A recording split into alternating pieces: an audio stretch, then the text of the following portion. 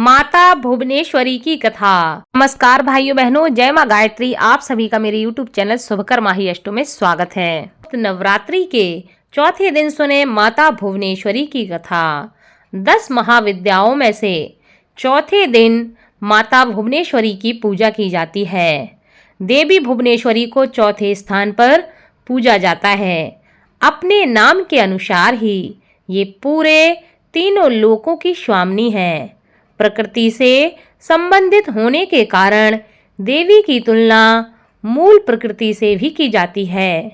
आदि शक्ति भुवनेश्वरी स्वरूप में भगवान शिव के समस्त लीला विलास की सहचरी हैं, यानी कि सखी हैं। पौराणिक कथा के अनुसार मधुकैटभ नामक महादैत्यों ने पूरी पृथ्वी पर हाहाकार मचा रखा था। तब सभी देव मिलकर भगवान विष्णु के पास पहुंचते हैं और उनकी निंद्रा का त्याग करने के लिए उनसे प्रार्थना करने लगे ताकि वे जल्दी से उठकर मधुकैटभ को मारकर उन देवताओं की रक्षा कर सकें। भगवान विष्णु ने निंद्रा का त्याग किया तथा जागृत अवस्था में आए और उन्होंने 5000 वर्षों तक मधुकैटभ नामक दैत्यों से युद्ध किया। बहुत अधिक समय तक युद्ध करते हुए भगवान विष्णु थक गए और वे अकेले ही युद्ध कर रहे थे।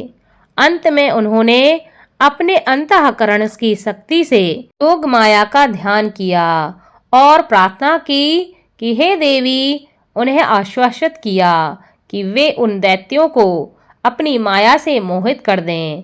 योग माया आदि शक्ति की माया से मोहित होकर दैत्यवाही भगवान विष्णु से कहने लगे कि हमारा वध ऐसे स्थान पर करो जहाँ न जल हो ना ही स्थल हो। भगवान विष्णु ने दोनों राक्षसों को अपनी जंघा पर रखकर अपने चक्र से उनके मस्तक को देह से अलग कर दिया। इस प्रकार उन्होंने मधुकैटभ का वध किया, परंतु वे केवल निमित्त मात्र ही थे। उसके बाद ब्रह्मा, विष्णु और शंकर जी ने देव शक्ति योग निंद्रा महामाया की स्तुति की, जिससे प्रसन्न होकर आदि शक्ति ने ब्रह्मा जी को सृजन, विष्णु जी को पालन और शंकर जी को संहार के देव के रूप में चुना। ब्रह्मा जी ने देवी आदि शक्ति से प्रश्न किया कि अभी चारों ओर केवल जल ही जल फैला हुआ है। पंच तत्व, गुण, तन, मात्राएं और इंद्रियां कुछ भी व्याप्त नहीं है, तथापि तीनों देव शक्ति हीन है। देवी ने मुस्कुराते हुए उस स्थान पर एक सुंदर विमान को प्रस्तुत किया और तीनों देवताओं को विमान पर बैठाकर अद्भुत चमत्कार देखने का आग्रह किया। तीनों देवों के विमान पर आसीन होने के पश्चात वह देवी विमान आकाश में उड़ने लगा और उड़कर ऐसे स्थान पर पहुंचा जहां जल नहीं था। वह विमान वायु की गति से चलने लगा तथा एक सागर के तट पर पहुंचा। वहां का दृश्य अत्यंत ही मनोहर था और अनेक प्रकार के पुष्प वाटिकाओं से सुसज्जित था। तभी वहां देवों ने एक पलंग पर एक दिव्यांगना को बैठे हुए देखा। देवी ने रक्त पुष्पों की माला और रक्तांबर धारण कर रखी थी।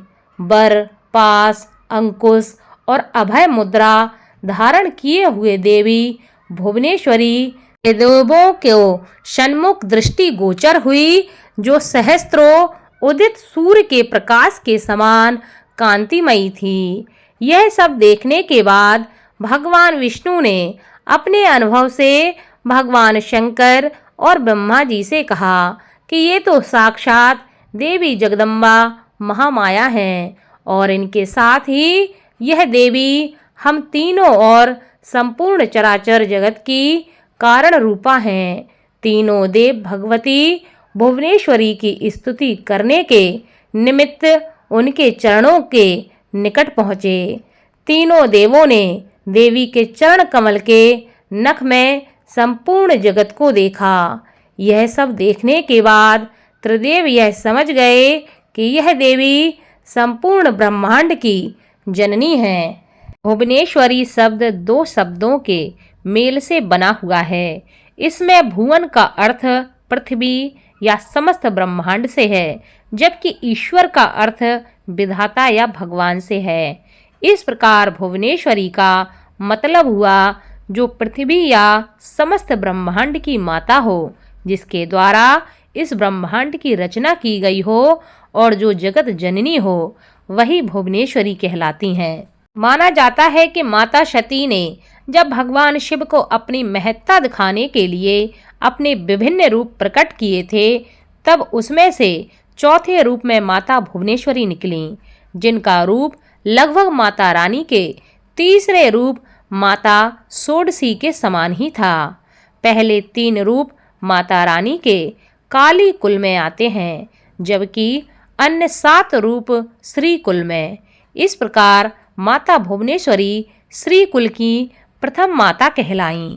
माता भुवनेश्वरी एक सिंहासन पर विराजमान हैं। उनका वर्ण उगते हुए सूर्य के समान सुनहरा है, जिसमें से सूर्य के समान ही तेज निकलता है। अर्थात माता भुवनेश्वरी में कई सूर्यों की शक्ति निहित है। इनके सिर पर मुकुट है, जिस पर चंद्रमा सुसज्जित है व केस खुले हुए हैं। माता रानी ने लाल व पीले और हरे रंग के वस्त्र व कई तरह के आभूषण पहने हुए हैं। भगवान शिव की ही भांति माता भुवनेश्वरी देवी के भी 3 नेत्र हैं।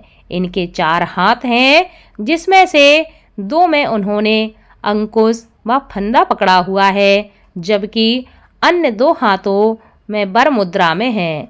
माता रानी का यह रूप शांत मुद्रा में है, जो अपने भक्तों को एकटक देख रहा है। माता भुवनेश्वरी को प्रसन्न करने के लिए ह्रीं भुवनेश्वरीये ह्रीं नमः इस मंत्र का जाप करके मनुष्य माँ भुवनेश्वरी की कृपा प्राप्त कर सकता है।